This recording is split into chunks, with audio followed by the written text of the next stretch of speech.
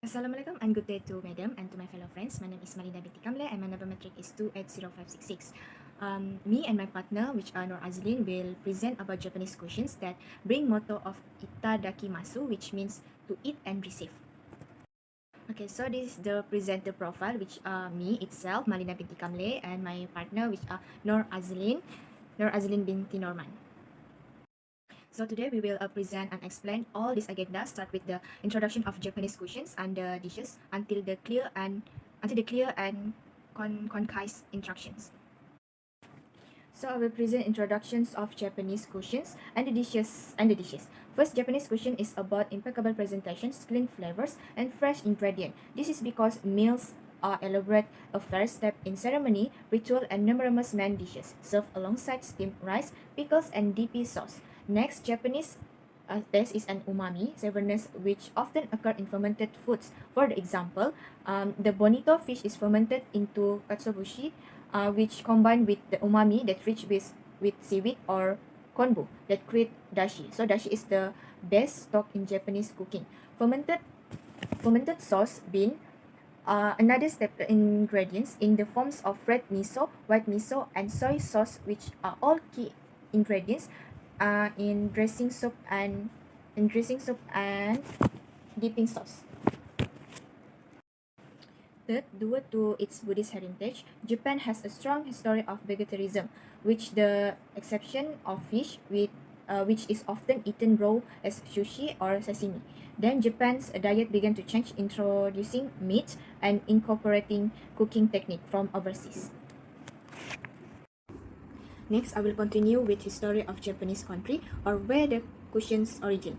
The first origin influence of Japanese was China around 300 before Christ, when the Japanese learned to cultivate rice and the use of chopstick and the consumption of soy sauce and soybean, that also known as a tofu.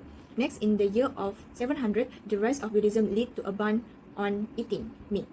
For example, sushi, the content of raw fish and rice. In the 1800, cooking style become simpler, like a wide variety of vegetarian, meatless food were served in small portions using standard cooking techniques. All foods were divided into 5 color group, which are green, red, yellow, white, and black, purple.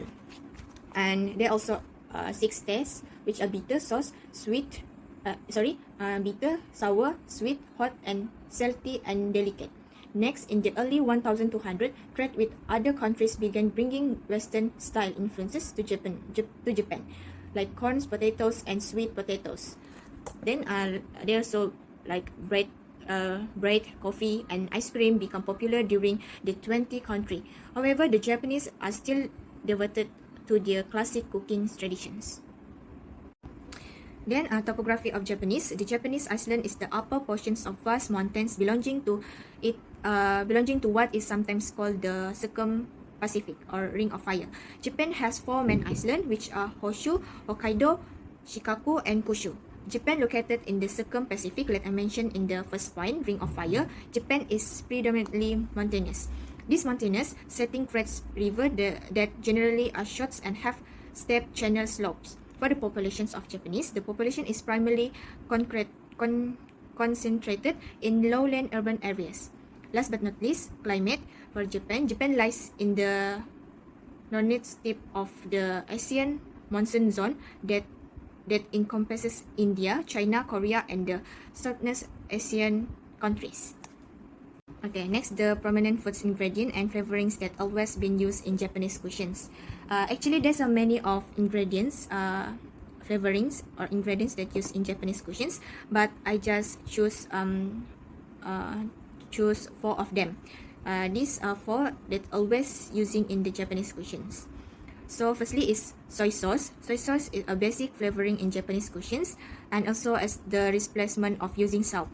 Soy sauce is made from brew fermented soybeans and it's mixed with rice wine, vinegar, mirin, and sometimes chili.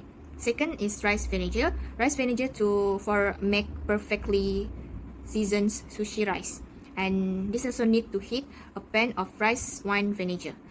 Then rice wine vinegar can also be used with soy sauce to make a dipping sauce.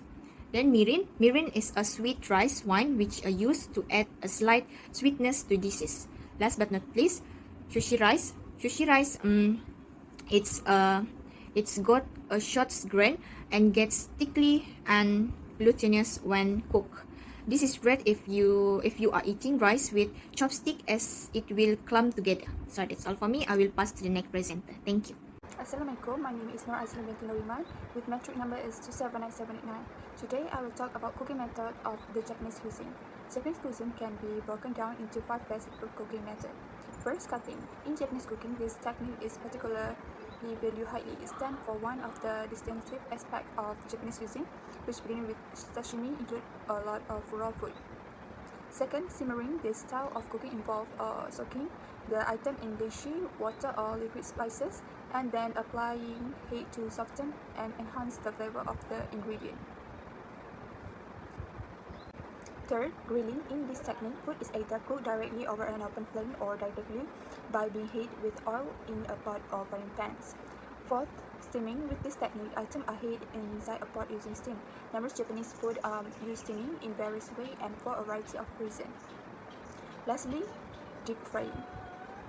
With this technique, items are deep fried in oil and fat at high cooking temperatures between 140 to 210 degrees, which allow for quick cooking without flavor loss.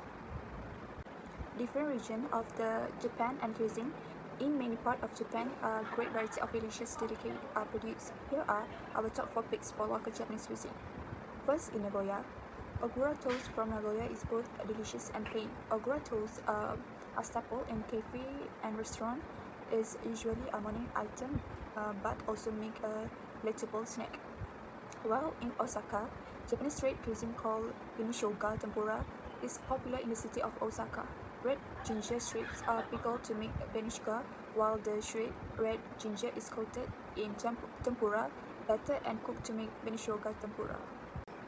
In Fukuoka City, karashi mentaiko is an egg filled and bread, and this is salted to prevent spoil before being marinated in spice like red pepper flakes. The dish is available in a range of spice intensive and herbs from dark pink to bright red. And lastly, Shizuoka, the Yusokura Shrimp Festival honored this bitter pink constancy which the native to Shizuoka prefishes through gobi. Yusokura shrimps is one of the traditional dishes that honor them. They are delicacy of the prefecture. General characteristic of the cuisine. A characteristic of traditional Japanese food is the sparing use of 1. Red bean, 2. Oil, 3. Dairy meat, and lastly soy sauce, miso, and boshi tend to the result in dishes. Clear and concise instruction.